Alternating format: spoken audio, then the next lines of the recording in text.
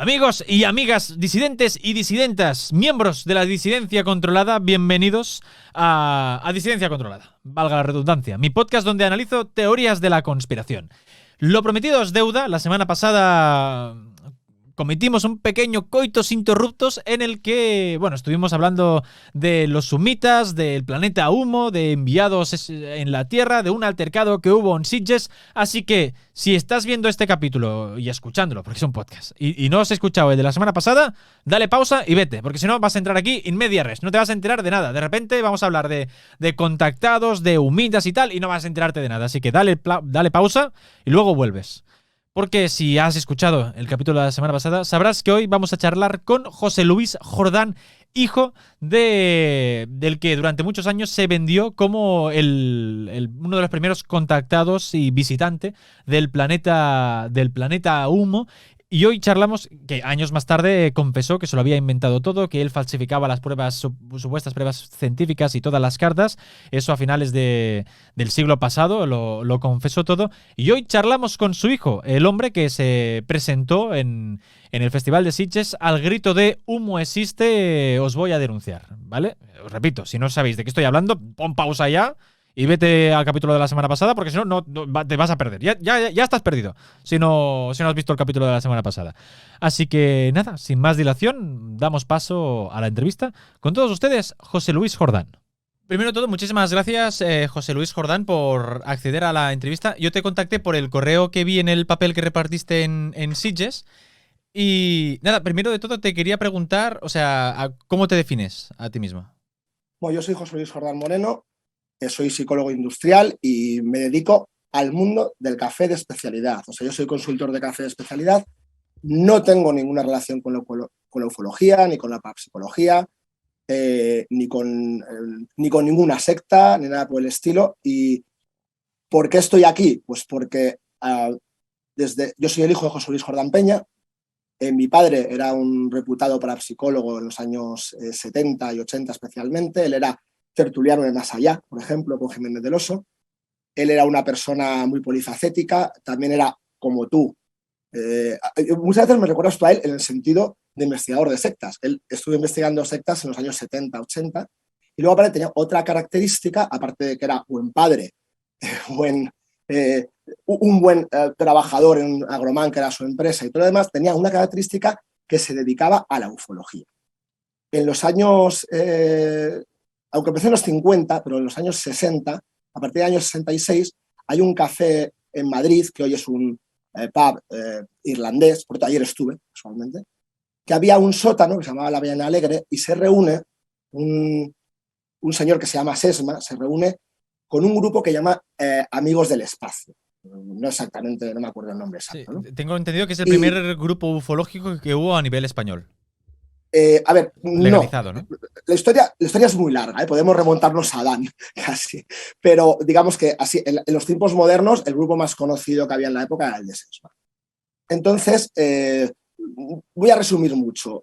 Un día, mi padre nació en Alicante, llega a Madrid a estudiar, empieza a acudir a esas tertulias. El motivo es muy largo y si quieres te lo cuento otro día sin ningún problema, pero es para no salirnos. Y entonces, poco después, empiezan a llegar unas cartas que te voy a enseñar. Empiezan al grupo a llegar unas cartas que son lo que se llaman las cartas sumitas. Las cartas sumitas,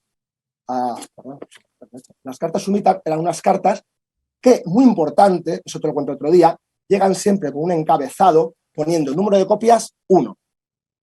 Y esas copias llegan al grupo por correo ordinario, y esas cartas en esas reuniones se leen y se comentan. ¿Qué hablan esas cartas? Hablan de la sociología del planeta Humo, hablan de política del planeta Humo, hablan de ciencia del planeta Humo, en general hablan de todo el planeta Humo, con lo cual lo que se hacían eran grupos de debate.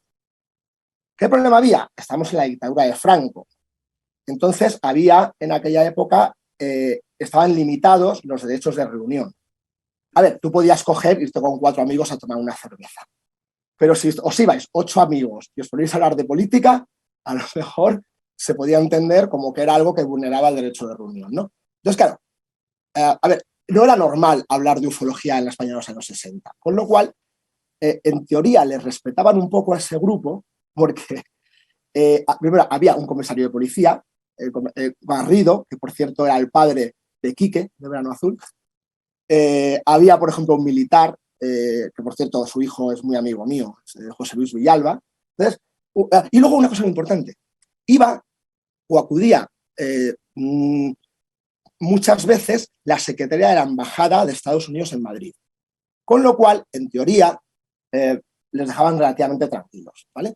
Pero no hay que olvidar que en aquella época pues, era muy complicado. De hecho, más adelante se extingue el grupo y mi padre monta una asociación que se llama Eridani. Un poco la intención era, pasan del Ballena Azul y empiezan a reunirse en casas a comentar esas cartas.